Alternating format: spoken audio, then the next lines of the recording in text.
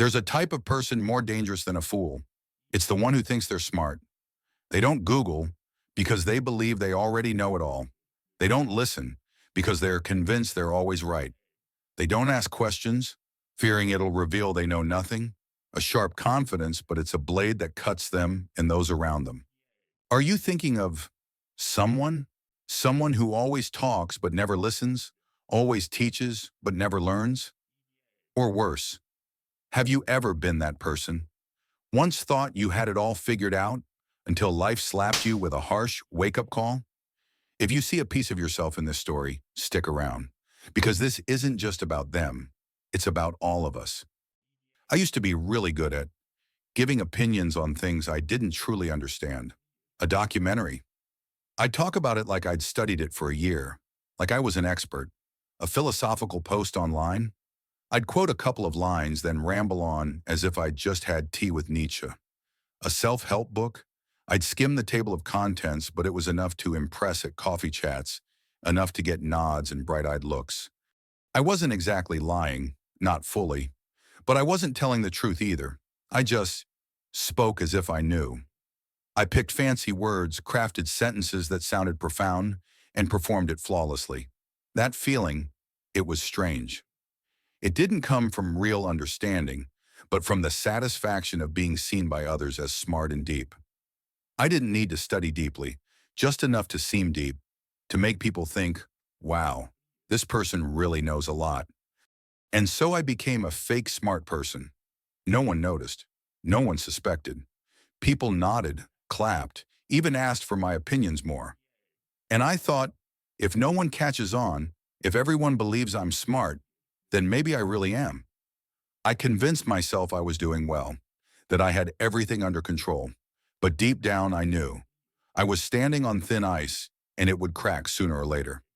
The fake smartness I'd built, it started to crack. One day during a meeting, someone asked me a surprisingly simple question. What do you mean by that? Just one question, but it left me speechless. I repeated my point, throwing in some big, bold words to cover up, trying to hold on to my confidence. They nodded, politely, but I saw it in their eyes. Doubt, as if they knew I was acting. And for the first time, I felt my mask being stripped away, with no time to hide it. I walked out of the meeting room with a chill running down my spine, as if someone had just ripped apart the shell I'd carefully built. From that moment, I started listening. I began paying attention to what others said, what I truly understood, and what I was only pretending to grasp. But the worst part was, the more I listened, the more I realized how little I actually knew. The things I'd once declared with certainty, I didn't truly understand. The deep insights I flaunted were just surface level. I'd never really listened to anyone because my mind was fixed on one thought. How do I say something smart next? I felt like a house built of paper, glossy and dazzling on the outside but hollow inside, ready to collapse with just a gentle breeze. And the worst part was, I was the one who'd pasted every piece of paper on those walls. I was the one who built the illusion that I was smart, that I had everything under control. But as that paper layer began to peel away, I had no escape from the truth. I'd deceived myself, and now I had to face myself, a version hollow, lacking any real foundation. If you've ever felt like me, talking without being sure you understand, you're not alone. This isn't a lecture video. It's just a conversation between me and maybe you. If you think this is worth continuing, stick around till the end, or hit subscribe, so next time I get lost, we can meet again. Then one day I sat in front of my screen, ready to write a post. A really impressive one, like I always did. A familiar topic, a field I often pompously spoke on, flaunting with flashy quotes.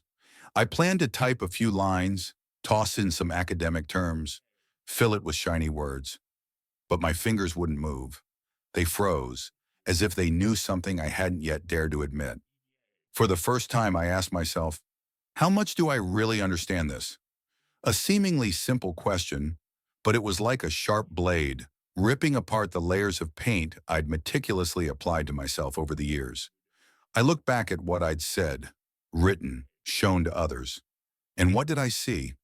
Very little truth, very little real knowledge, but far too much need for admiration, recognition, to be seen as smart. I realized I didn't want to learn. I just wanted to look like I had. I didn't want deep understanding. I just needed enough knowledge to keep others from doubting me. I'd built a version of myself on fake confidence, on flowery words and others' polite nods. But that confidence was dangerous, not because it fooled others, but because it fooled me, making me believe I was someone I wasn't. That moment, I felt like the world I'd built came crashing down. The paper house I'd once been proud of was now just scattered debris. I no longer knew who I was, no longer knew what I truly understood. I only knew that I'd deceived myself for too long, and now I had to face the truth, a raw, painful truth, but also the beginning of finding myself again. I realized true intelligence isn't about knowing more than others, isn't about spouting lofty phrases or quoting an entire book. It's about daring to admit, even in front of everyone, that I don't know enough. It's having the courage to say, I'm not sure about this. Could you explain more? And having the maturity to listen, truly listen, without feeling my pride bruised. I once thought intelligence meant being erudite, always having an answer, looking like I had everything under control. But I was wrong. The most dangerous thing isn't a lack of knowledge, since everyone has gaps to fill. The most dangerous thing is blind confidence, when you cling to what you don't fully understand, just to protect your ego. That danger doesn't lie in the shortcomings, but in refusing to accept that you have them. I saw myself like an empty glass, but I kept sealing the lid, afraid others would notice it wasn't full. I thought hiding that emptiness would make me look smarter, more reliable. But the more I sealed it, the less I allowed myself to learn, to grow. That glass stayed empty because I wouldn't open it to take in more. Then I started lifting the lid. I began learning from scratch, not to prove I'm smart, not to impress anyone, but to truly understand. I asked questions, even when my voice trembled. I listened, even when the answers made me blush. And for the first time, I felt myself growing, not in others' eyes, but in my own heart. True intelligence, it turns out, is the courage to face the emptiness and fill it with sincerity. When I started daring to say, I don't know, I thought I'd lose respect. I feared being seen as incompetent, someone not smart enough to stand in a room full of nods and confident smiles. But no, no one mocked me. No one looked at me with disdain. Instead, I felt light, strangely light, as if I'd just shed a tight, heavy armor I'd carried for years. For the first time, I breathed with my own chest, unconstricted by the I get it mask I'd worn to hide my insecurity. I stopped trying to talk excessively in conversations, stopped filling silences with flashy phrases. I started asking more, listening more, and surprisingly, those I once thought less smart than me turned out to be far deeper than I'd imagined. They had perspectives, stories, lessons I'd missed, simply because I was too busy pretending to be smart. I realized I don't need to be right all the time. No need for clever quotes or dazzling ideas to earn others' recognition. I just need enough humility to learn, enough kindness not to turn knowledge into a show-off game. I don't have to be the smartest in the room. I just need to be myself with my gaps, my questions, and my genuine curiosity. Fake smart might impress others, but it leaves you with a cold, unnamed unease.